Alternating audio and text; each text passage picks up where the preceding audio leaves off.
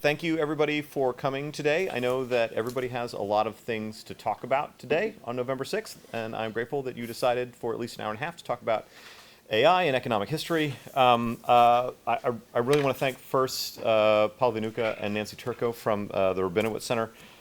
They paid for all this and they provided the space, and we're incredibly grateful. And for those of you in the back in the history department, when you run the economic history workshop, I cannot offer any better suggestion than to make very good friends with the Rabinowitz Center.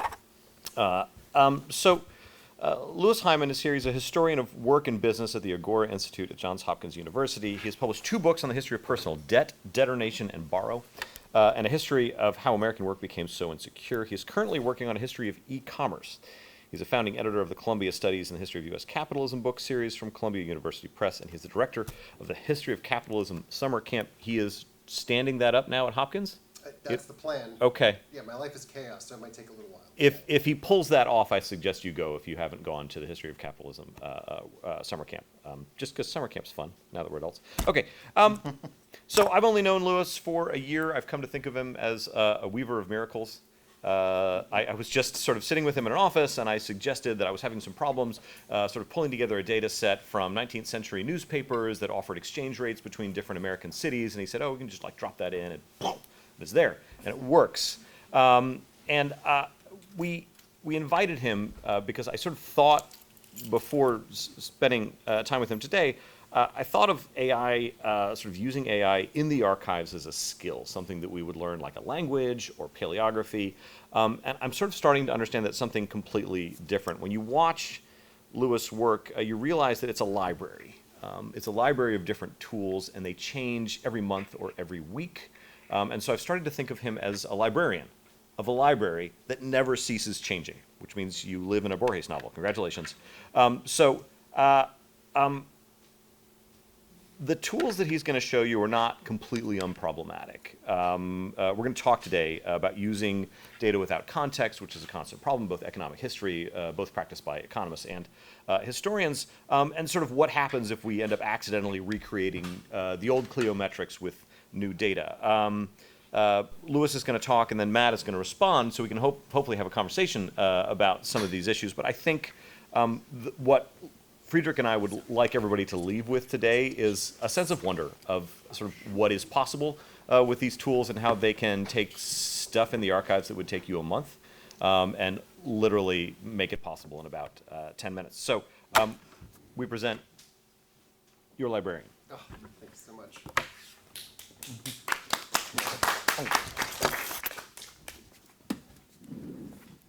Well, since librarians are basically the geniuses that I want to be when I grow up, I've never been told such a nice thing in my life. And so thank you so much for having me here today and to talk with all of you. And hopefully this is an opportunity to put your head in the sand for an hour and think just about computers and what they could mean and do for you as historians.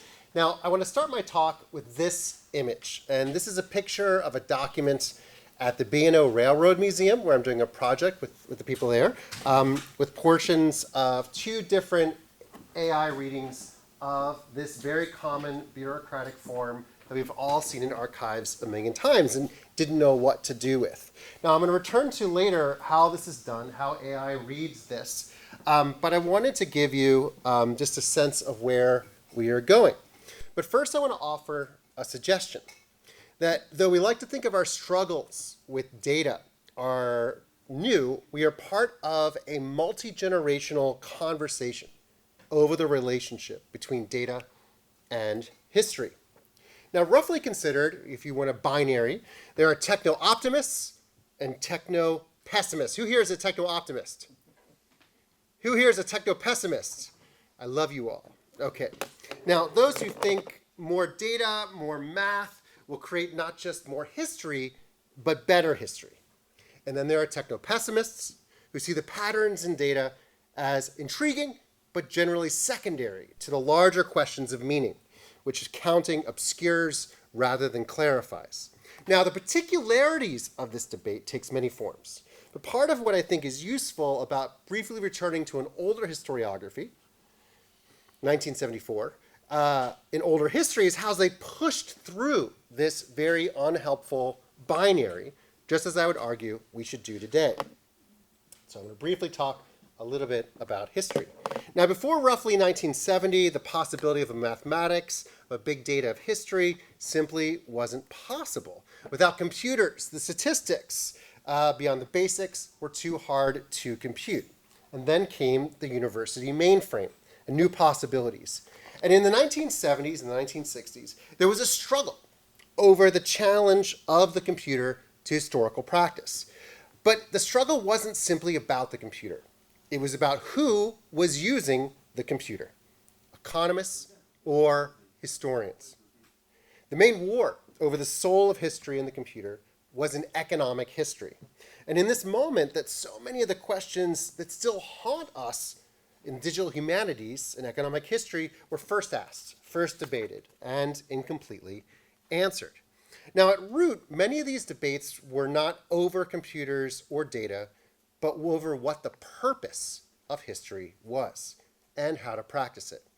So today I'm discussing these first uses of data as a way to begin to think about how we ought to use data in history today, as well as show some of the new techniques that I think are pretty exciting and how I teach them. It's a little bit of a show and tell. Now, historians, when they first encountered computers in the 60s, they were a discipline that had been dominated by the manuscript and diaries and letters, and suddenly had an ability to organize evidence in new ways. So the simplest statistics, like the median, were very hard to calculate. Correlations and linear regressions, you might as well forget about it. How many here loved linear regressions? Yeah, who wants to do those by hand? Yeah, that's right. So the computers proved more difficult than people at first imagined. So the invention of the first real programming languages like Fortran, the first mass-produced computers like the System 360, allowed users to become slightly less technical. You didn't have to rewire everything you wanted to change your calculation. But simply entering the data itself was challenging. At a 1966 conference on computers for the humanities, there were conferences like this for decades, which I think digital humanists have largely forgotten. There were journals, meetings, all these things. There was much discussion of how to use computers to eliminate drudgery. But to use a computer in the 1960s to poke all these holes was itself a lot of drudgery. Now, new kinds of data could be used with it. And it's hard to imagine today, but simply thinking you could quantitatively use what's wrong? Am I being too loud? No. People on the Zoom call cannot hear you. They say nice pictures, though. So Oh. just check the microphone really quick. You've got the mic pack there. Maybe you should. You're muted.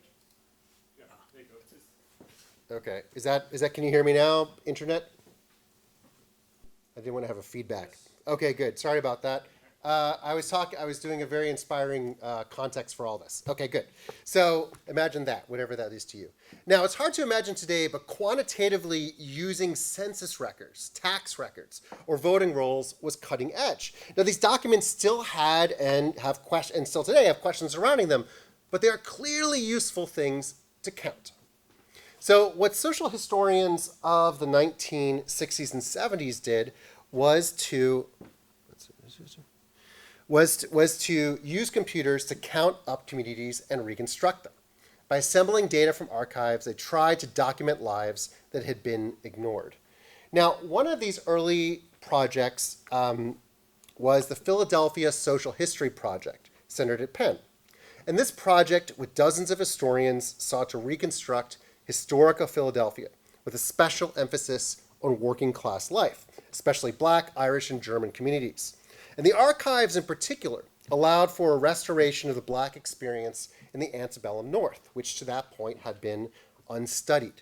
The project took as its aim to, quote, create, quote, studies of the family and social structure, of the development of community institutions such as the church, school, and beneficial society, of migration and social mobility, as its director, Theodore Hirschberg, explained. The project wasn't simply to discount or ignore textual records, but to augment them, to complement them with quantitative research. Now, the project drew mostly on census data, which at that point was still written down. So part of what they did was transcribe the data to punch cards. 500,000 individual records of Philadelphia, 24,000 businesses, all their associated variables. And then also nearly 12,000 black households described by the Pennsylvania Abolition Society. Now, the analysis of this data was made possible by, quote, sophisticated linkage programs that will instruct the computer in tracing specific individuals, households, and firms from census to census and within each census. That kind of analysis simply would not have been possible without the computer. Now, this also took millions of dollars, dozens of people, how many years of human labor. And while the social historians' projects were regarded, they weren't delivering the excitement of overturning whole disciplines. And it took a lot of work. And so the data pushed new questions and offered some new answers, but it didn't answer everything. And so computers, in that imagination of that moment, should be able to answer everything. And so anything less than that was a disappointment. Unless you had a historical oracle, you were disappointed. So for working social historians, anything less than everything meant even more work. And yet you still needed to do work in the traditional way, with correspondence and essays, if you wanted to, stay employed at a university. And as this field was driven by historians, they still used traditional sources. And so quantification and computerization took center stage in history, not through the work of social historians who were trying to recover silenced voices from the archives, who were trying to augment traditional methods, but through the work of economists who claim to be historians, who are more comfortable with more audacious, more deductive claims. And thus enters the notorious time on the cross. Now, since you were at a talk on economic history at 4:30 in the afternoon, in the golden age of streaming television, I assume you are familiar with this book. It's the most well-known book of this moment in Cliometrics, celebrated by economists for good reason, nefarious for historians, also for good reasons, that came out of this moment. So using quantitative methods, Fogel and Engerman claimed to overturn established historical understandings of slavery. And the title is still a shorthand in history departments. How many of you are historians? Yeah, okay, good. So you've heard this. It's a shorthand. You learned it for your oral exams. As a shorthand for cliometrics and cross-disciplinary overreach. It was conceived of as scientific history in the sense that science was proved or not proved forever. Now, Time on the Cross was not an apology for slavery, as it is sometimes discussed third hand in historiography seminars. I don't want it misunderstood. They definitely thought they were doing similar work to the social historians, restoring the real experiences of real people as a celebration of black survival under adversity. But they did it with a claim to total knowledge, to science, to overthrowing all previous thought and method, and all the extraction of all relevant archives from all over the country that they entered into a computer and generated a new and unprecedented history. So it's an intoxicating story of scientific progress coupled with an audaciously political claim in the early 1970s. Now, historians, for reasons of method, of style, and argument, turned on Time on the Cross, conflating its methods with its arguments. The scientific approach gave Time on the Cross an amoral feeling to many readers, and its findings seemed to make slavery less despicable. And its methods, more importantly, were entirely alien. The suggestion that if history wasn't quantitative, it was somehow less true, rubbed an entire generation of historians the wrong way. So a small cottage industry of historians learned statistics simply to challenge its findings. The rebuttal itself was often too technical for historians to read, but the takeaway was clear, for historians at least, and their students. The math didn't add up. The scientific apparatus was just another kind of power move. Their work was no more authoritative, no more true than conventional history. Quantitative methods didn't just clarify, they obscured. So if you took time to understand it, you would find an emperor with no clothes. R.I.P. Cliometrics. Now, that's not what actual books, if you read these books, said. It didn't say that quantification was a dead end, but this is how it was remembered and taught for the next 2 decades. And the baby of data was tossed out with the bathwater of history. Now, in the aftermath of Time on the Cross, historians who had been neutral in data and history turned away from it entirely. Computers were now understood, they offered only the appearance of objectivity. Math, in this view, was just a dodge. The underlying data was just as biased and suspect as any document, only with the sleight of hand to make it seem more authentic. Statistics were nothing but another kind of rhetoric. And this kind of mathematical nihilism was strongly buoyed by what historians began to call in the 1980s the cultural turn.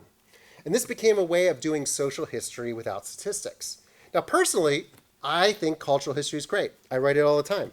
But I also like social history. They have different purposes. Depends on what questions you are asking. Now, in Europe, the shift wasn't as stark. But in the US, the erasure was nearly complete. American history went full cultural. At the same time, economic history by historians largely fell by the wayside. Economists kept doing it. Vogel even got a Nobel Prize, but historians ignored him nonetheless. Now, there were people in the 80s and 90s who kept pulling this forward, but they became more marginal to the field. Learning how to do data analysis took just too long, and it delivered little payoff, they thought. If it had delivered the big T truth, then maybe, but it didn't. So data fell out of fashion, even as computers began to grow in importance. So what does all this have to do with AI? Why am I talking about this? Because we are still having the same conversation. What's that? Some of the screen share doesn't work, and I think it would be good for the people on Zoom if they could see these kind of graphics. Maybe if you go to video and just go to, Press the share button over here. Yeah, I am screen sharing. Okay, well, I'm sorry. maybe we can do. I I see the graphics on the Zoom. Do you? okay, Okay, sorry. My fault. that's all right. I'll take this opportunity to drink some water. All right. So what does that have to do with AI? Because we are still having this conversation today. And so in many of the critical data studies, you can see this line of argumentation. Data acquired by the powerful is always a reproduction of that original power. To use these data is to reenact whatever original violence occurred. And the apparent neutrality of numbers always and everywhere inevitably overwrites human experiences, which is better done through textual sources. You can feel the rage against Time on the Cross these decades later. And at root, this is the debate. Does data contain the possibility of recovering historical lives and experiences, or is it always an act of erasure? Now, I think this is a very important question, a very reasonable question that must inform how we approach the use of data, of lumping lives together in categorical boxes.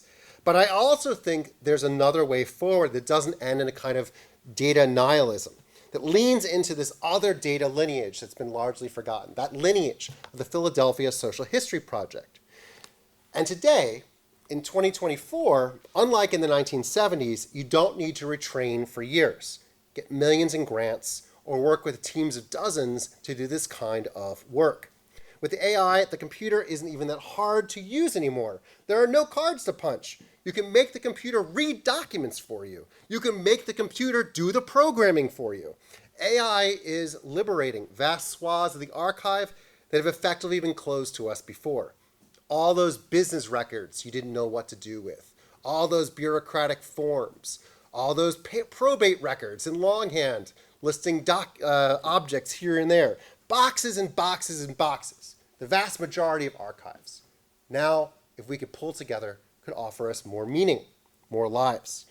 Moreover, I think it's pretty easy not to make ridiculous claims that you're overthrowing everything that's been done before. But we can still do a lot. We can recover experiences and lives that left few written records. We can surface patterns that, without computers, we could not be able to see. We can use math as a kind of argument, but not as a mask for weakness of data. Data needs to be carefully examined just like any other kind of document. And this is the most important, I think. Data is just another kind of document. No more, no less. Now, I think this approach holds out a lot of possibilities, not just for our research, but in terms of teaching, especially in a moment when enrollments in our history classes are plummeting. in my class on AI and data methods, I have this slide in my very first class. We return to it throughout the semester. As we discuss history books and data sets, we cycle through what I call the 3 data stances: naive, critical, and careful.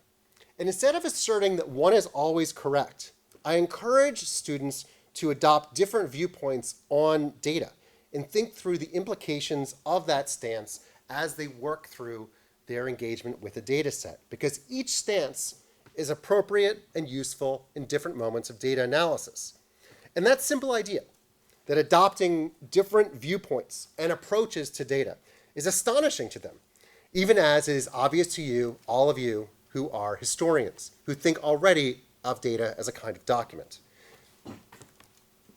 So these are the 3 things, and this is a quote from a Princeton PhD, Dan Bauk, which I really like. Now, half my class, why does this keep popping up? Hide, floating meeting trolls. Okay, good. Half my students are STEM students, and in my class, the very first thing I ask them, I'm like, why are you here? Is it because you thought my class was easy? And they're like, no, no, no, professor. Even though I'm a computer science major, your class is not easy. I'm like, how could that possibly be true? And the answer is, this class is super hard. I'm like, what? That can't be right. And what they tell me is, we get lots of classes on math and coding, but we don't get classes in how to think about data, how to think critically and naively and carefully. We learn math, but we never are left to our own devices to ask, what kind of math should I use to answer this question? We definitely don't clean data up. And cleaning data, thinking about its origins, and still making arguments with it, that's what historians are very good at. In 2024, that is a real-world skill. And so when I wanted to teach quantitative methods in history in the past, I was always stymied because I couldn't do it and teach necessary math and teach stata all at the same time. It was too much. With AI, the story has changed. Now, like many of you, I started playing with AI about 1.5 years, 2 years ago when ChatGPT came out. And like many of you, the very first thing I did was ask it something that I thought was very obvious. Like, what are the causes of World War I? And it gave me a list, and I was like, that's dumb. Look at me. No computer will take my place, right? But then the more I played with it, I realized it had other possibilities, the possibilities of coding. So I asked it to write some Python code to analyze some data, and blammo, there it was. Wow, this is really frustrating. Okay. And blammo, there it was. I was stunned. And if the code ran, then it was correct. And it could run the code in the cloud. I could run the code locally. I could see if it was true or not true. So AI might hallucinate about the causes of World War I, but if the code wasn't right, I could see it. So what does this mean? I was intoxicated by this possibility of making this computer do all this boring stuff for me. And I have so many boring things I encounter every day. Many of you are historians. You've been to archives. Have you ever had them in the wrong direction in the pictures you took in the archives? Yeah. I said this at the AHA last year. An audible wind came out of the room, a hush. I said, well, you could ask Python to write a script to turn them all in the right direction for you. Instead of sitting there hitting a button. Oh, are you shaking your head no? You don't believe that? In awe. Yeah, right, yeah. To non-historians, they're like, why do you care about that? But yeah, right, that is something that you sat there poking this button for hours. There's so many things like that. And AI has lowered the barrier to entry, both for us and, more importantly, for our students. It can start to solve many of the tedious tasks that we have to do. And whenever I find something boring, I ask AI to do it for me first. Now, when I talk to people, they're anxious, very anxious, these postmoderns who are actually crypto-moderns. They think things are true or false all the time, right? And they are anxious about the AI not being true, particularly for historians. Now, which is also odd because there's no big book of what really happened, and yet historians are very concerned about this. So how do we relate to AI? First, it's not a super Google. It doesn't have a big container of facts in it. It's a semi-reliable, over-enthusiastic intern. And I created that image with AI, but that's exactly what AI is like. It is that guy. Look how smiley he is. Look how he's dumped coffee all over himself. But he's also read all those papers for you and taken notes on every single one. And so this is what AI is like. An intern that will do work for you and you appreciate him, but you also have to oversee and check his work. This is like an RA. Now, as you do this, it's much more easy to learn how to code when you have a crutch to assist you in all these things. And AI is also a kind of low-end tech consultant. So for $20 a month, you can have somebody write code for you 24 hours a day. This is pretty exciting to have, right? And the most important thing is that AI requires a kind of domain knowledge. So that when I say, I need a program that will rotate all my pictures for me, nobody but a historian would have that kind of interest. What's strange about AI is that it costs billions, trillions, I know how much money it costs to do all these things, but it was not designed to solve the problems of a working labor historian. And yet it works tremendously for me. Now, what does this mean for my class? What does this have to do? So in my class, students start with no knowledge of code, stats, or data science, and only half of them are STEM. And by the last assignment, assignment 5, they're taking punch card data in ASCII format from the Survey of Consumer Finance from the 1950 and writing real research papers with it, using dirty data just like in the real world. They write a data dictionary, they do all the analysis, and this is something I did for my dissertation, and it took me 6 months to do that part of one chapter.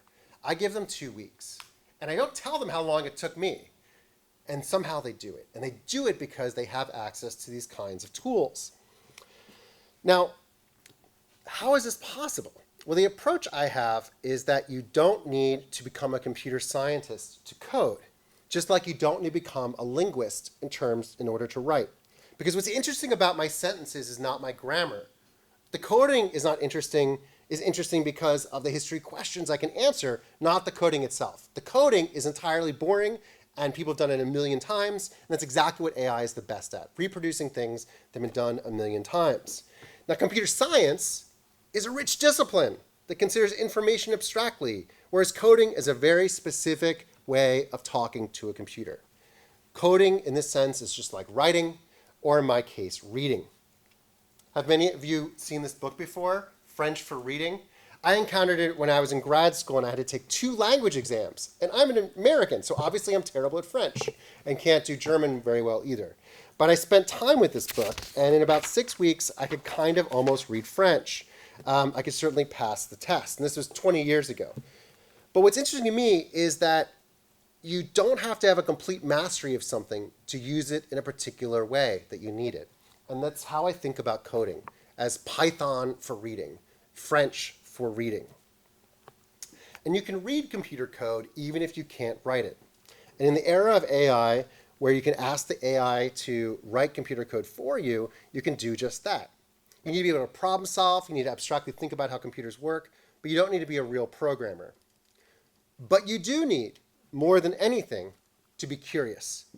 Perhaps the biggest block my students had in the class was how they relate to technology. Their apps always work, unlike the DOS machines of my youth.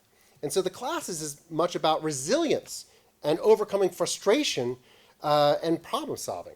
And of course, in our actual research, this is what we do all the time. You encounter some roadblock, and you have to creatively think about how to overcome that problem. And I think one of the things that's really great about this moment is that the value of human problem solving and human resilience and human creativity is being foregrounded. In the era of AI, we clarify what is valuable about being human. What's being human is not memorizing syntax or Python or memorizing a lot of stuff. It's asking good questions. It's asking meaningful questions, being careful in the results, and communicating with other people. Some of my students were not used to that. They were not used to asking questions. They were used to giving answers.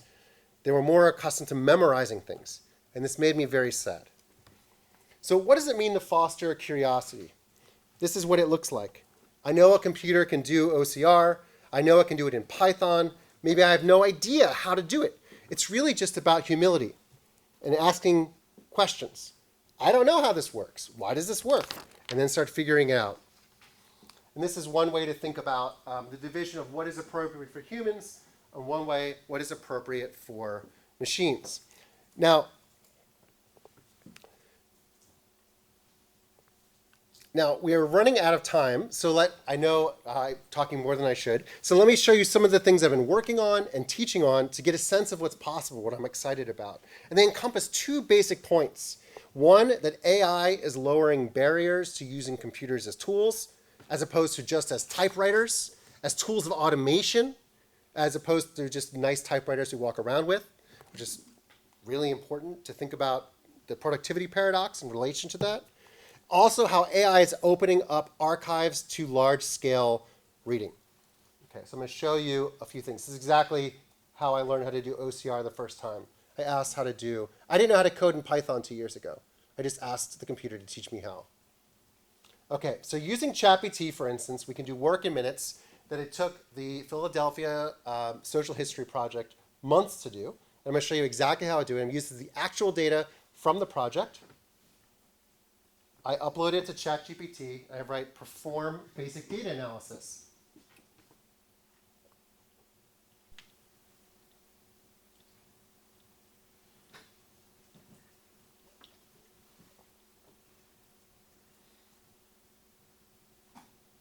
Create a table of the top 10 business types.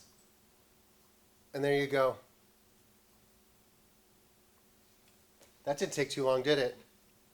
Yeah, and so you can go to ICPSR and download all these data sets that are really scary for historians and start using them for all kinds of data analysis.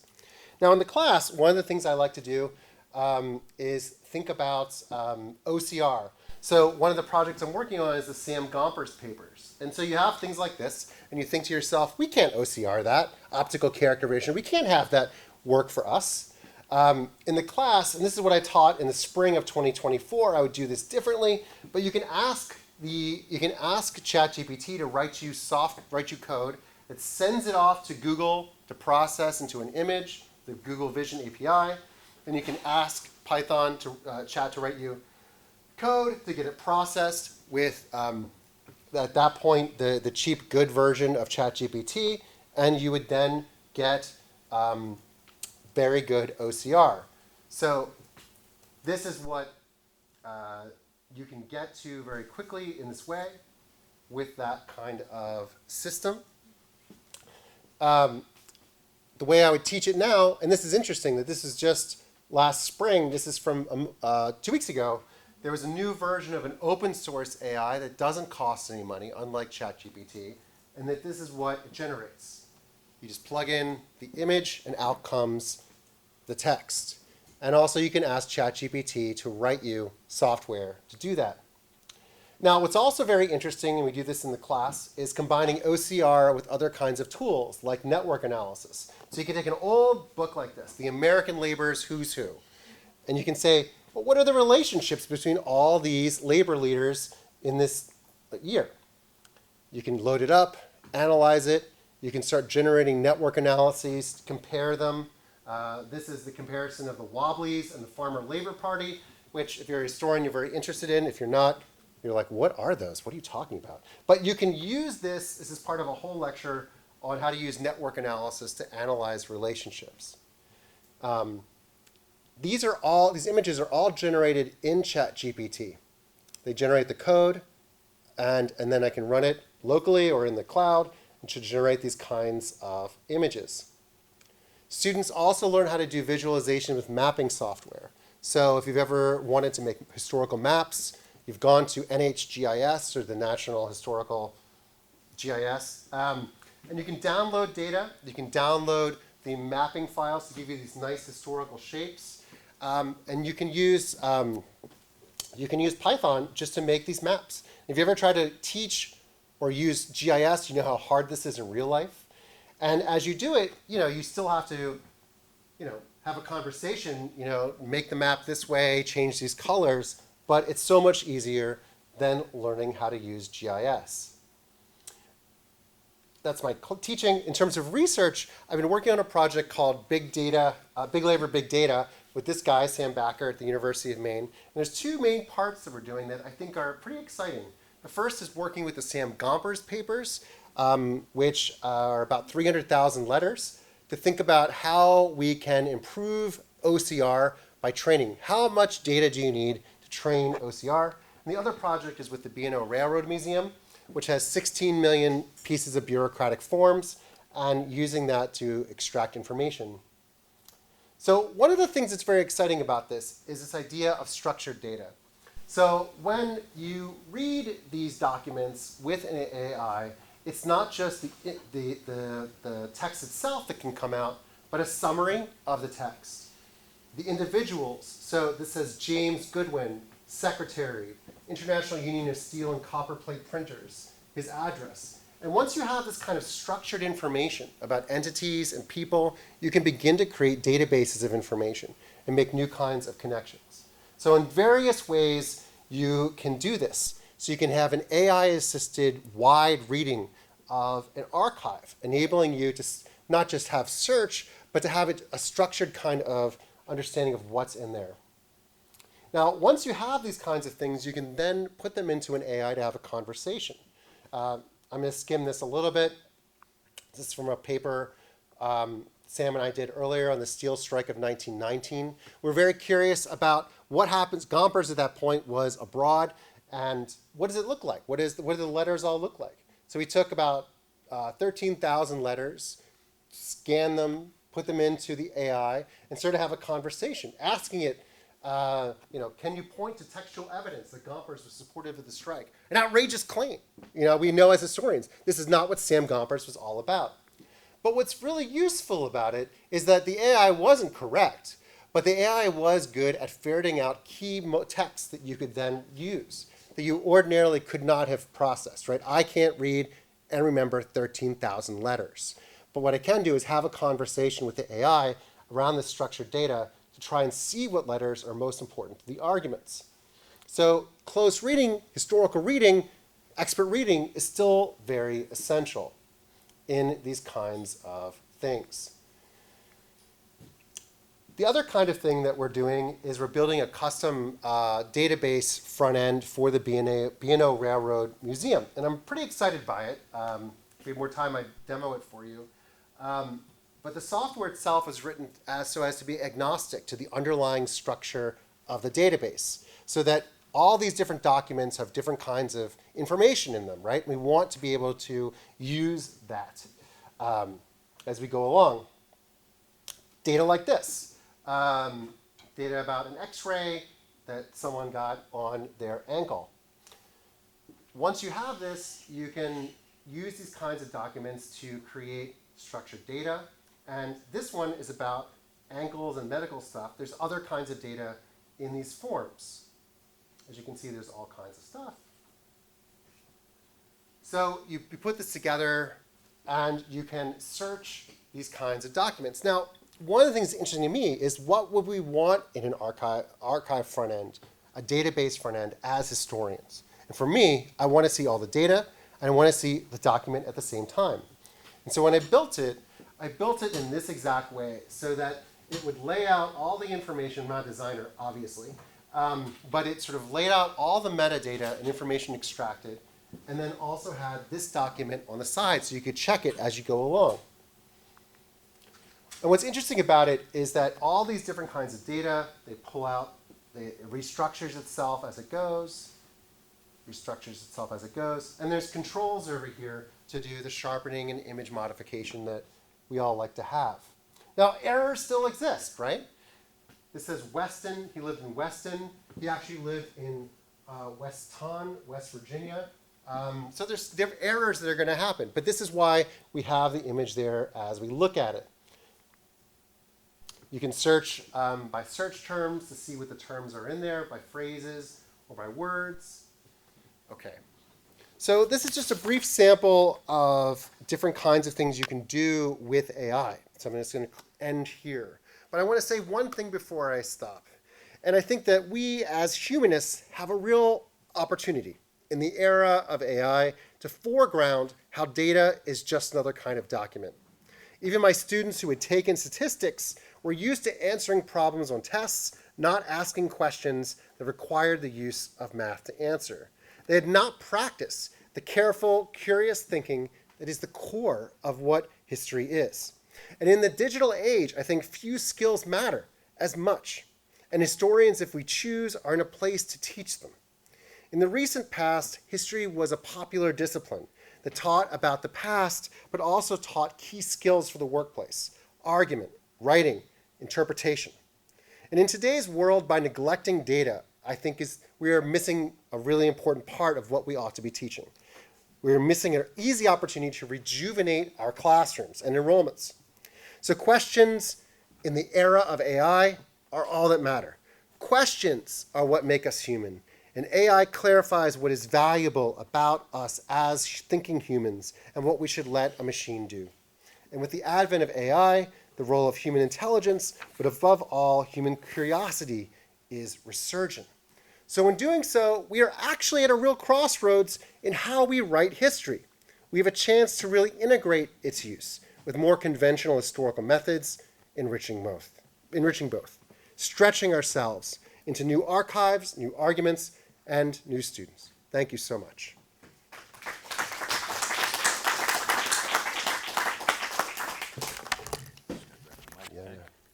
Okay, I've got the mic back now for those of you on the Zoom. So we're going to have Matt Jones from here at Princeton respond to this, and then we're going to give you the privilege of the first two questions. And then we'll open it up for a conversation. And Friedrich is also watching the Zoom for any questions coming in. Yeah, I do. Matt Jones focuses on the history of recent information technologies and intelligence, as well as the history of science and technology in early modern Europe. He taught at Columbia for 23 years. Along with Chris Wiggins, he's the author of How Data Happened, which seems relevant. History of the Science, Politics, and Power of Data, Statistics, and Machine Learning from the 1800s to the present. He has published 2 books previously: The Good Life and the Scientific Revolution, Descartes, Pascal, Leibniz, and the Cultivation of Virtue, and Reckoning with Matter, Calculating Innovation and Thinking About Thinking, from Pascal to Babbage. 2 books about Pascal I call cheating. He's received fellowships from the Mellon Foundation, the Guggenheim Foundation, the Sloan Foundation, and the National Science Foundation, and is currently a CFAR Fellow in the Future Flourishing Project. So, I am not a historian, an economic historian. So but I am a historian of AI and artificial intelligence. And I put economic here in a subscript to get at the mathiness of your discipline. Now, I want to begin. Oops, hello. This doesn't want to let me control my screen. There we go. So I want to begin with this quotation, a kind of call for a different approach to quantitative reasoning. It said that sciences that involve human beings rather than elementary particles have proven more resistant to elegant mathematics. They haven't fallen into the kind of axiomatics and inferential patterns of the social sciences like economics. Perhaps when it comes to natural language study and related field, we're doomed to complex theories. But we should stop acting as if our goal is to author extremely elegant theories and instead embrace complexity. This might seem like a humanist view, but in fact, it continues. We need to make use of the best ally we have, the unreasonable effectiveness of data. Rather than a humanist paper, this is in fact a paper that came out of the beast of Google, and in particular a major AI researcher, Peter Norvig. And the argument is one that pushes against the quantitative paradigms that had dominated much of the sciences and the social sciences, and argued that if we're going to study language, it was going to look a lot less like Chomsky linguistics or economics or quantitative political science than something that really was fundamentally about the granularity of human experience. And so if you want to understand what's distinct and what enables and what works in the AI and enables the kind of thing that we've just... What? Oh, I have to unmute myself. I'm so sorry. Wherever the thing is. You know, you'd think we'd all be good at this by now. Lewis. Because the microphone's not over here. Sure. Okay, so the heart of the new AI, and I put it in scare quotes for reasons I could talk about, is a valorization of complexity and granularity is that which is most interesting, as opposed to older visions of AI, which focused on things like formal proof. There's a huge cultural difference. Now, this interestingly, and this has caused much of the sort of conflict around this, that this valorization of that which is most human, which you very much beautifully ended on, has accompanied a devaluation and ignorance in many circles of precisely those who produce such culture, including people like historians and other kinds of artists. And I think that's something that we're all struggling with. Now, AI, until, my slides here, until was redefined, or it's a brand name more than anything else. It was always about getting government funding. But AI today means generative and predictive machine learning based on high dimensional data sets rather than an older form. And this is at once its beauty and its massive kinds of problems. If you train a large language model on the internet is full, as we know, of structural racism and all kinds of sorts of things. And not surprisingly, the algorithm yields this as part of the granularity of human experience. I'm not actually going to focus on that, though that is much of the conversation. So to understand where this came about, like I said, I'm a historian of AI, but I'm going to talk to you about intersections with what Lewis just said. To understand how it came about in a very sort of big picture way, is that it emerges from a highly data-centric approach, which is enabled by relatively weak privacy and intellectual protections. And you've probably been all hearing about this. Coupled to a particular vision of research labor and unbelievably, staggeringly large amounts of compute that would be unimaginable even 15 years ago. And so just to get into this before I jump into sort of thinking about it in history, one thing that's really striking about it is that it's premised on an approach to data which largely rejects 20th century statistical inference that is the very heart of the social sciences as they are conceived after the Second World War. One of the most famous of the machine learners who came up with this, a man named Leo Bremen, who was at Berkeley and UCLA and other sorts of places, described leaving non-academic consulting and finding that what was happening in statistics in the academy was almost useless. He described it as Alice in Wonderland. What he was interested in, and this is something he did for the EPA, was incredibly high-dimensional, large-scale, heterogeneous, dirty data, and things that inference based on relatively small amounts of heterogeneous data were entirely inappropriate for. Like, they just couldn't do it. And he came to write a paper around 2000 on two statistical cultures. The one that he claimed dominated statistics and econometrics and many other disciplines, the data modeling culture with small sets of data using regressions and a much broader algorithmic modeling culture. He argued that this approach, for all its success in the 20th century, massively limited the kinds of approaches we could have given the kinds of data and the problems we had, from pollution to being better spies. Now, this tradition stems, it's an alternate intellectual tradition from the one that dominated Cold War social sciences. It's none of these things. It was rather a kind of low road of instrumental computational statistics that involved vast archives of data and an instrumental scientific approach that wasn't really very focused on truth, but was rather focused on problems of war. We think of Alan Turing at Bletchley Park as a great genius, but Bletchley Park was a massive factory for the processing of data with a Marshall thing. And this strand of thinking continued through the war. As the US developed spy planes and it invested large amounts of money into very highly applied forms of statistics to try to recognize this as a tank, for example. And from this emerged a question of how is it that we could automate human expertise. And it came by the 1970s clear that this was incredibly hard. And in particular, it couldn't be done using, say, a model which had the fundamental rules of first-order logic plus the fundamental premises of physics, but rather focused on trying to extract from individual human experts their knowledge. This took unbelievable amounts of human labor. And the solution to this was to cease to attempt to model the cognitive states of experts, but simply move to try to predict what they did. This is really the birth of what we think of as machine learning. And so in this example, you have an astronomer who looks at a bunch of digitized photographic plates, classifies things, and a model learns to predict what astronomers would do without making any claim to being similar to the way that astronomers work. This is training on human judgment and scale, and it becomes known as supervised learning. The ethos of this, which exists in academia, but much more outside of academia, is one in which prediction is infinitely more important than interpretability. And a high point of this is in 2009, this team of gentlemen win $1 million from Netflix for producing an algorithm that better predicts what movie you might want to watch.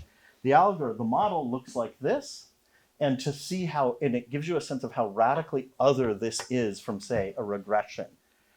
You have a linear blend of 500 predictors that are blended in 20 ways that themselves are blended. This is an object of epistemological horror and is recognized by the people at the time. And yet, it is what we are living in. It is a precondition for the mode we're in now, which is that in a further competition, a competition about image recognition, in around 2012, in exactly 2012, a neural network took the prize. And a neural network, like the things in the Netflix prize, is something that is an epistemological nightmare and is unbelievably predictively powerful. It has almost nothing to do with the world of regression. It has nothing to do with the traditional standard. And this is part of the reason we struggle with this. This gets rebranded as AI and then discussed in exactly these kinds of conditions, that it gets celebrated if not hewing to the older scientific standards. It enables a sort of appreciation of the granularity of the world in a way that the quantitative sciences never had. Generative AI is, in some sense, the next step. So here are some of my examples. I have Ada Lovelace and Alan Turing in a movie style in the poster style of Harold and Kumar. And here I asked ChatGPT about the effects of the French Revolution on the American Revolution. This is, in fact, the first thing I asked ChatGPT. Okay, so why am I telling you this? Because I want you to understand in a deep way that this comes out of an alternate quantitative tradition than either pure mathematics or the inferential statistics that we associate with Neyman and Fisher, and the synthesis that then becomes the standard of scienticity in the middle of the 20th century for good and for worse. Now, my argument here is that the history of data and AI is crucial if we're going to think about using history reflexively, using data and AI. And this is where Lewis and I just completely map on. The point here is, how do we do this? How do we do this? And if we understand the powers and limits of the tools, we are going to be better posed to think about them in exactly the critical ways that Lewis had just been telling us to do. Now, I am originally trained as an early modern European historian, and there's a category of things that were known as the auxiliary sciences. They were essential to the production of history, but they were not understood as royal roads to truth. And in the 17th and 18th and 19th century, these earlier epistemological crises in history meant rejecting a kind of naive positivism, not about data per se, but about documents. And the move, and this has been largely lost in the modern historical profession, but is well known to medievalists and ancient scholars, was that there needed to be technical disciplines by which we would come to ground our historical explanations. And they are obscure today, but they're things like diplomatics, numismatics, genealogy. And I would argue this is how we ought to think of what is happening with tools such as the ones that Lewis is showing us. Now, interestingly, Michel de Certeau, who's a buddy of Foucault, tells a slightly different genealogy than you. So Foucault's, what's it in English? Order of Things, sort of a famous book positing a kind of understanding of intellectual history in terms of its underlying structures. Certeau read that as paralleling a quantitative approach that could understand large term structures. And argued in an essay where every single person reading it ignores the fact that there's a whole section that celebrates cliometrics. And what he says is when we don't accept cliometrics, it's in part because we as historians think of ourselves as a hermeneutic discipline rather than one that is grounded in technical practices that we hide. And so this is a quote that's really kind of extraordinary. He says, history would finally be an art of discourse, delicately erasing all traces of labor. That's exactly what we can't do when we begin to use AI. So I'll go very, very quickly. So some of you may know there are a number of critical conversations that are happening around large language models and generative models. And one of the most important ones is the critique that they are merely stochastic parrots. If you haven't encountered this paper, I do encourage you to read it because it calls for this. And it expresses the danger, particularly the way that the underlying data sets that these are trained on, which are extremely large, and today we are not allowed to know what they are. When they were writing, it was actually a little clearer what OpenAI was doing. But they note that if you train a data set on vast amounts of UK and US English, you're going to get a certain kind of hegemonic viewpoint. Now, they are largely critical of the power of any LLM. But what I want to bring out of this is that it is precisely what historians are good at, is reading about hegemonic traces in our imperfect forms of evidence. We do this all day. And we have a place right now. It's we historians who can do precisely the kind of work that Lewis was encouraging us to do, is to think about the infrastructures of data collection even as we use them, right? That it's not natural that those are on those punch cards. The classification categories in a hospital in the middle of the 20th century are themselves subject to cultural history. It doesn't mean we can't use them, but it means we need to think about how we're going to use them in profound and new ways. So what of the new AI? Now here, you've just heard a bunch of the things you can do. And you could do these before, some of these before the current iteration, and some of them are much, much easier. And most of them involve converting what computer scientists would refer to as unstructured data to structured data. And I've just said this. This is a notebook of Charles Babbage with one of the first computer programming that I'm trying to read. It's one of 6,000 pages. I can't even download it because the archive is broken. But to be able to read it at scale would be lovely. And there's all these kinds of things to do.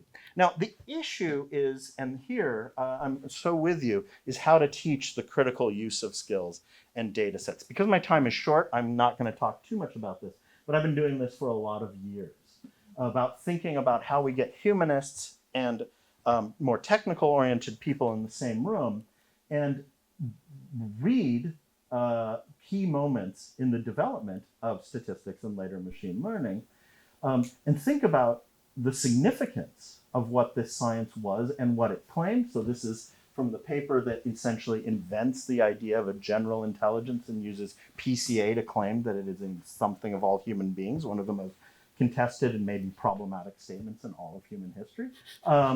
And we then do this with the data. And we do it to think both about tools and sort of data.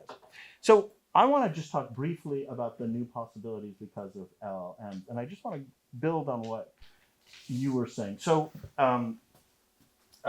it's possible to build these in and train additional sets of data in a very formal way that's called retrieval augmented generation. And essentially what this is you take a set of documents, and I will be done in 3 minutes. You take a set of documents, you ingest them and produce them, and you put them in a vector space. And then you can use them with any LLM, the LLM of your choice, right? And they are particularly powerful for precisely what Lewis said, that they're great at transferring unstructured data into structured data. The idea being that you can then produce the low-dimensional data of the kind that quantitative and non-quantitative scholars typically use, like JSON.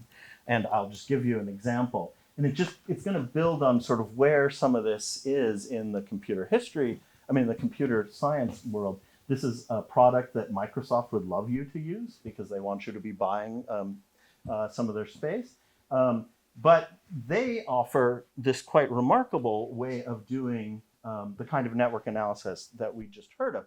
But it involves a sort of much more elaborate creation of the kind of entities and networks that you want. So essentially what you're doing is you say, I want to understand the relationship of all of the entities among my documents. And rather than just depending on the LLM knowing it, you start telling it what you're looking for.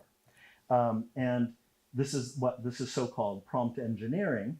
And you ask it to do all these kinds of things, and then you show it examples of what you want.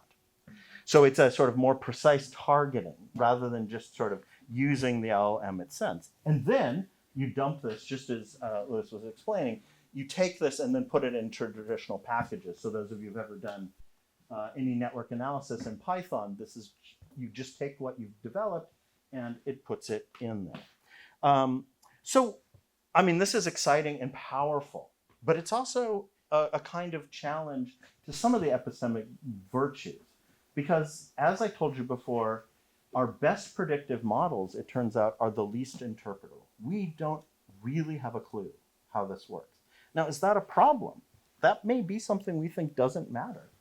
It really, I think, depends. I think it's probably okay to use a totally inscrutable neural net doing OCR without understanding it. But if we start summarizing large bodies of evidence, or we're asking it to figure out relationships at scale that we can't do ourselves, it's something that demands a little more scrutiny and thinking about how is it that we're going to relate to these technologies. So I'll just end with coming back to my statement. LLMs are perhaps even more powerful. They're even more problematic and more powerful. And as I said, they allow us to move from non-structured to structured data. But they promise also the use of quantitative techniques to understand things in a granularity that, weirdly enough, is more akin to the interpretive humanities than structured data is. And I think, and I do not know the answer to this question at all, but I really wonder, what can the quantitative approach to granularity offer an economic historian? Can we go beyond structured data for traditional forms of analysis? And we're barely there, and it's extraordinary what we're doing. But are there questions that were intractable before? Just as the problems of Philadelphia seemed intractable unless you had a huge label, is there something that we could do, such as a radical historicity about the range of economic actors alongside their activity, to actually fundamentally historicize the nature of the economic actor and treat these questions where you have historians and microeconomists fighting about the ontology of the human and say, this is a fundamental historical question that we can investigate. I will leave this as an exercise to the reader, and then I'll end with one last thing. So this is so funny, you mentioned like doing a linear regression by yourself. So the first computer package that ran easily on microcomputers was developed at Nabur, and it has this amazing paragraph where it says, it is not misguided nostalgia to point out it was more likely with the more labor-intensive technology of the past for the researcher to uncover peculiarities in the data. Nor do we counsel a return to the golden past of doing regression by hand, right? Actually, usually a bunch of other people that you hired hand. What concerns us is the quote, something which has been lost in modern practice is valuable and is not recoverable from standard regression statistics. Why do I end here? Because this is not truth versus truth. It's a balance of choices that you make in the investigation and the way in which the human comes to matter. And here we just absolutely sort of, I think, rhyme in thinking about this. And this is true at the very moment that econometrics gets computerized in a way that would seem to us totally natural, but was not to many people. And it's true today in thinking through those sorts of things. Okay, I've talked too long. I'll stop there.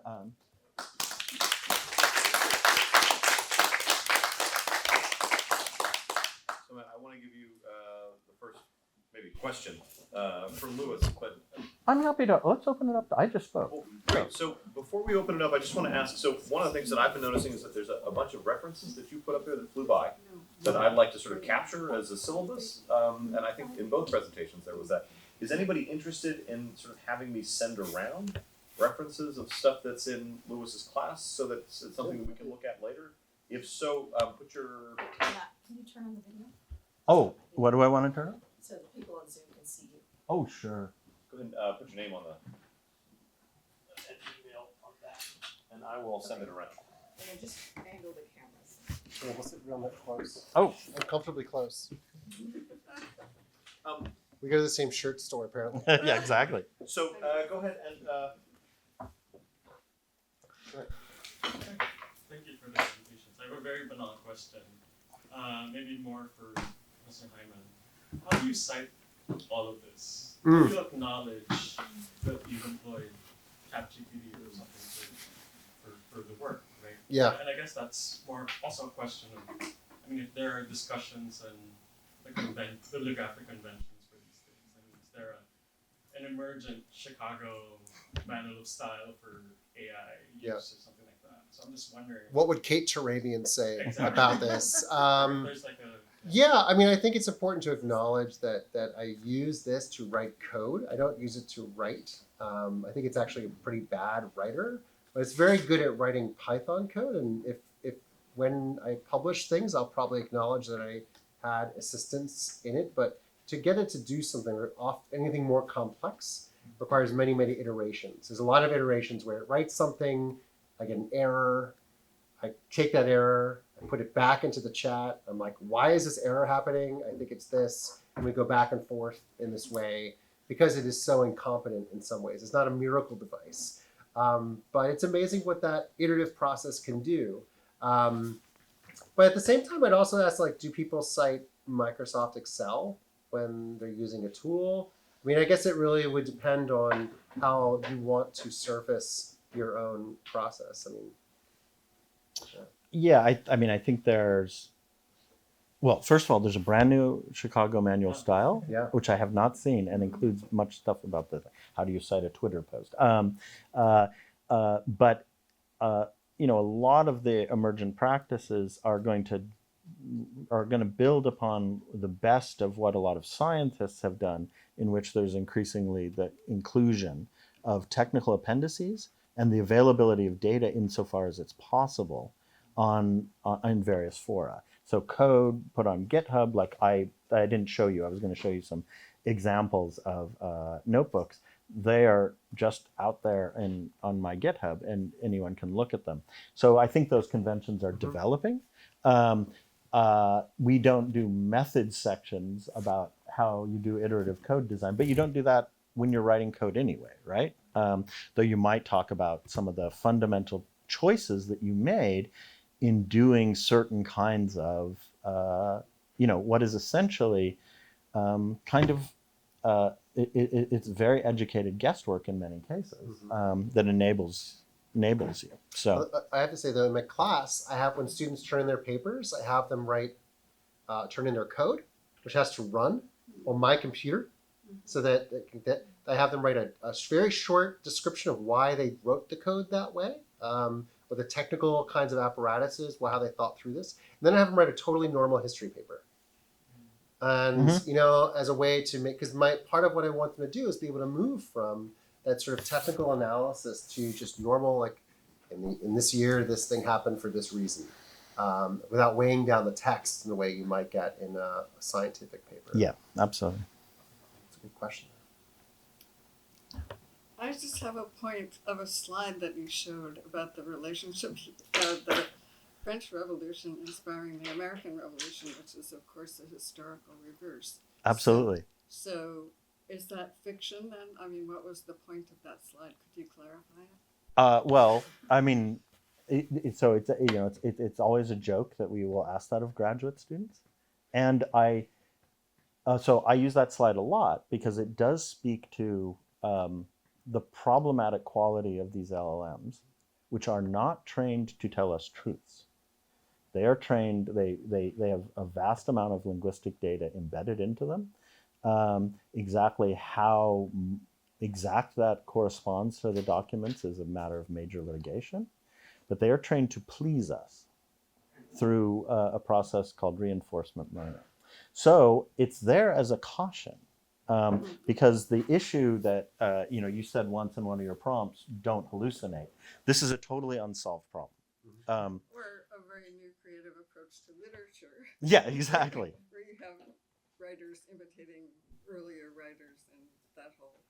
Right. So there's that's a different conversation, but there is a way in which the production of LLMs maps very poorly onto romantic conceptions of the author and is much more like associationist psychology. But our conversation about that is incredibly limited by, on the one hand, the way in which there's a redeployment of genius and the way that the existing IP works. And so to challenge this is often to get into a conversation where creators, particularly artistic or literary creators, are very worried about being put out of work. The conversation is right now almost impossible to have. So you were absolutely right. That slide is entirely fictional, and that was kind of the point. It would also not be produced by the current version of ChatGPT. But exactly why it does that, we don't know, and OpenAI doesn't particularly want us to know. And that when you started bringing up RAG LLMs, Yeah. this is something I thought a lot about when I was building this database for the museum. I was like, well, do I want to have a RAG LLM, which is relatively easy to code, but I just wouldn't trust what it would do in terms of interpreting these documents or creating the fiction that you could have a natural language interaction with this corpus. And so I coded it a different way. Because I wanted to insist on someone being at the helm and not having that fiction of how many women worked in the railroad industry. And it's just saying something, like without being unverifiable. I'd much rather have, okay, let's search for the term woman or female or what have you, and then have it generate a count so that it's balanced. And it's something we have to choose as we think about the epistemology of the LLMs. Yeah. Right, absolutely. Thank you, Bob. Thank you. I don't know who. All the way back. Okay. So I've heard some people say that the only way to figure out how LLMs, the only way we're going to figure out what's actually happening in like the multi-head attention model, the transformer model, is for LLMs to figure it out themselves and finally tell us sometime like how it works and why they're hallucinating. And I'm wondering, and so where we are in this evolution of this technology is maybe we'll figure that out, or maybe we won't. And I'm wondering if you guys have any thoughts about that and how, sort of from a historian standpoint, like what are the questions that you think about, whether it's biases, whether it's historical inaccuracies, like what are the big problems that you see currently in the LLM model, and possibly how to address that? I was really inspired when you started talking about regression analysis versus forest models. Yeah. Because we were talking about that earlier today, and it's where I became so nervous about machine learning, because for me it's very important to know what caused what and what's that relationship, and that's for me a very appealing part of regression analysis, and why I love regression analysis so much. And why I just even if I could predict something better, it doesn't matter to me if I don't know why. Because I'm not trading money on the stock market. I'm not trying to allocate staffing levels in my firm. I'm trying to understand the world. And so if it doesn't provide understanding to me, I'm not super interested in the math analysis. Now that said, I don't care how an LLM comes up with the Python code I use to write the software to generate the linear regression, if that makes sense, right? So there's just different versions of what this is. So I don't really care, and I wouldn't trust it to give me a breakdown of lots of social forces in society. So I guess it's a tool that you should treat like a tool and not an oracle. And I think it's where we rhymed, as you said. Yeah, exactly. I have this document from the NSA in the late 90s. And they're using this form of algorithm called a random forest, and it is the best predictive thing out there. And for them, it's a huge epistemological shift because it's making better predictions. But analysts there had both in their quantitative and more traditional approaches always assumed a kind of area understanding and other sorts of stuff. So these epistemic shifts are all around us. Now, unfortunately, very few nations and very few companies can train LLMs at the base level, and we don't know what they're doing. That's become super proprietary. We no longer know what their data is, and we don't. It seems, based on the ways in which most of the primary LLMs are becoming more capable of formal reasoning, that something is going on besides this massive empiricism that dominated it. But we don't know, and they're not telling us. But they still often have trouble counting letters in a word. They are massively poor at dealing with formal proofs, either producing ones they haven't seen or actually analyzing this. So I suspect, given the long history of AI, that there's a lot of reasons that this particular paradigm is going to exhaust itself. For one, we're literally running out of English text that is easily available. The other is the energy costs are exponential in the current model. But so a lot of people are like, oh, it's just going to blow up, and I'm like, well, that's kind of an irrational sort of view.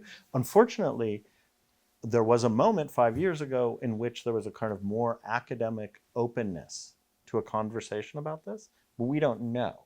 So we don't know what the current state of hallucination studies. We can figure out what it is in the academy, but that is by people like even Princeton University and Harvard University do not have the resources to train an LLM.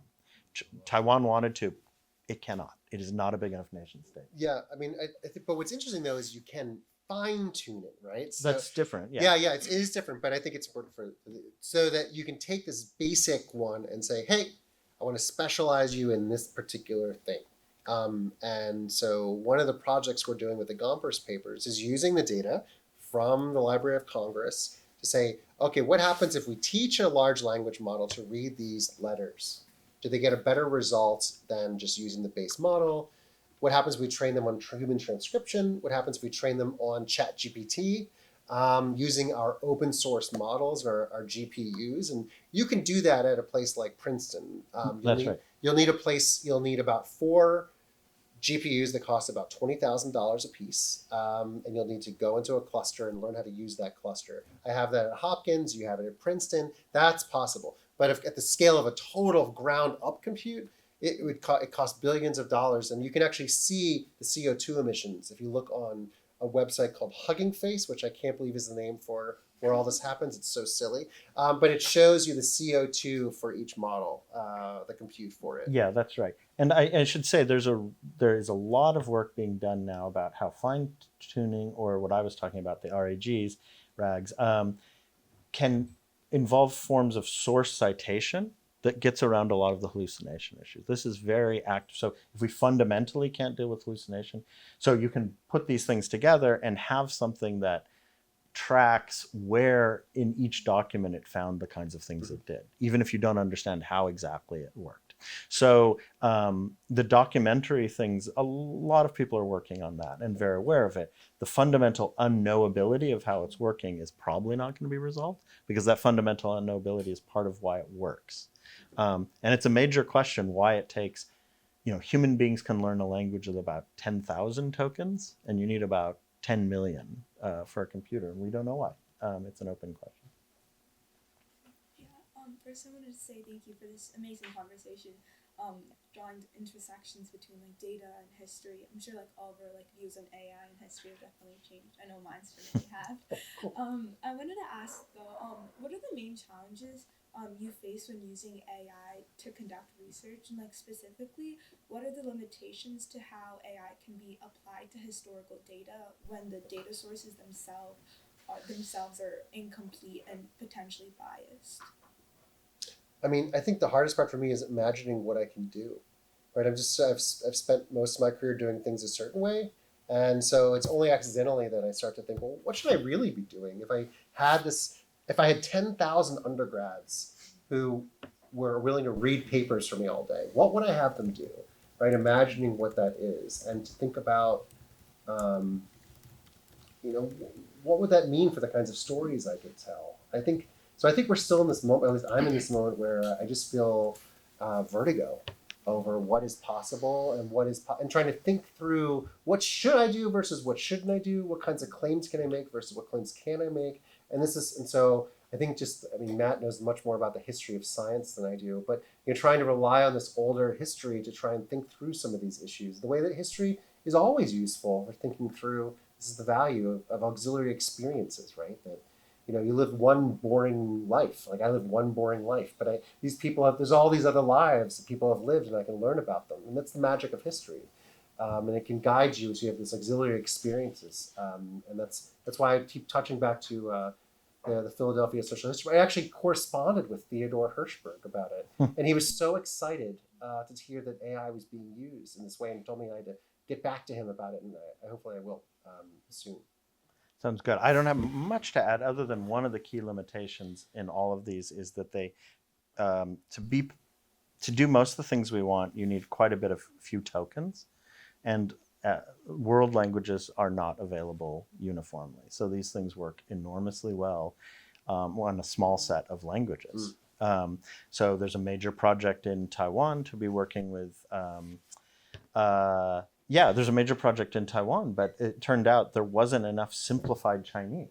So it was swarmed by, there wasn't enough traditional Chinese, so it's overrun by simplified Chinese from the PRC, and it was a kind of strange thing. Same thing if you're trying to do something in classical Chinese, the corpus is small, right?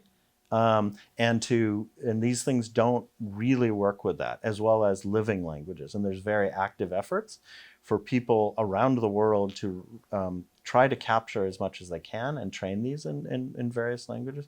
But there's no question it works enormously well for a small set of very well documented languages.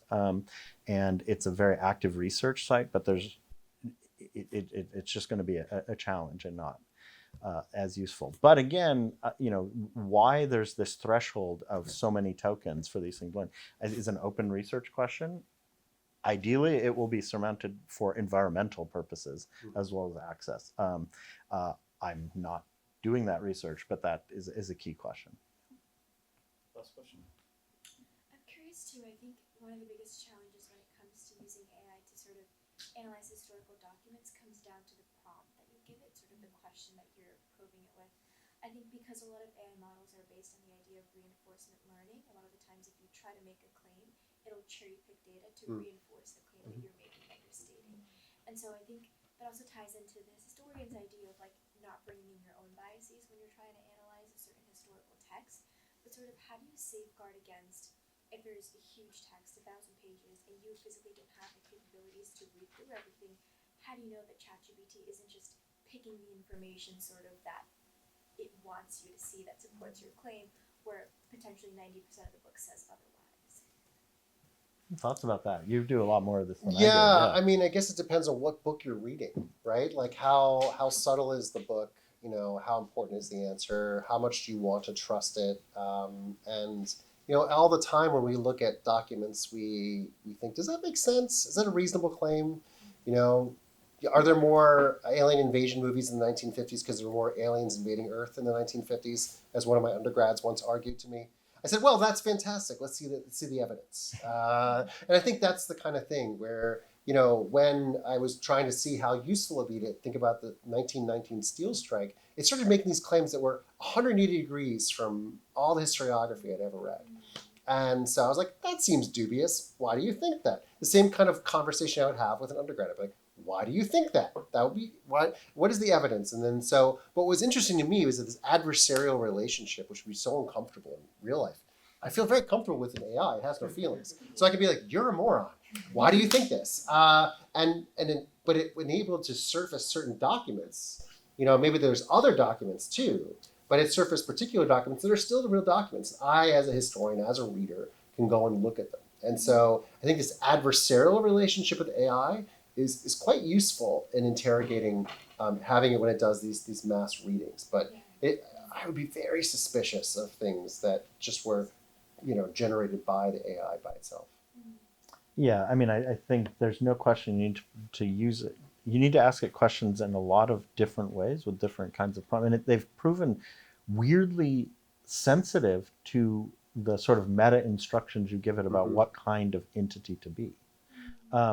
And much more so than I think people expected. So anytime you are chatting with any of these things, there's actually, your prompt is embedded in a whole series of instructions that you're usually not aware of, including ones like, you write this in a kind of not too academic voice. You're a friend, or you're not going to be lying, and this kind of stuff. And if you start tweaking those parameters, you get a very different sort of thing. But above all else, these are not search engines, and they were never designed to be that. And anytime you ask it about one document, you never know what it's getting, where it's drawing stuff from. And every so often you find out, oh yeah, it's plagiarized someone's academic paper or undergraduate thesis or other kinds of things. So, but again, I think there's a way in which I really liked a point you made. Sometimes we humanists are like, oh, well, we had this, our default reading is more pure in some kind of way, as if we don't have critical issues with how we approach text. We're used to dealing with those all the time. That's at the heart of our training. The mistake is to either flip to our objectivity or your objectivity, and your slides really captured this. I mean, we have a kind of adversarial relationship with ourselves in thinking about stuff. And so should we with these various kinds of devices. And it's the same thing that you would, you might do if you were policing yourself from doing p-value hacking in a more traditional thing, right? We all know that's bad. It unfortunately is the bedrock of half the social sciences, right? Not to call out anyone. I mean, I think we need to sort of, I think at once be very suspicious, but also be critical enough that we know our own epistemic processes are deeply problematic. And that's why I always emphasize to my students to cycle through these different kinds of mentalities. Approach it naively, just like, what would it be like if this were objective? Then what would it be like if all this were lies? Then what would it be like if we think about the conditions of creation and we're dubious about what does zero mean? Does a zero mean an absence? Does a zero mean we actually measured zero? Does a zero mean they were bored that day and didn't go out? Like, what does it mean about the creation of data? So, and it's those kinds of really important questions that are the foundation of all data science that I think historians are particularly well situated to offer to students and to the public. Yeah, I agree. Okay. Matt, Louis, thank you so much. Thank you.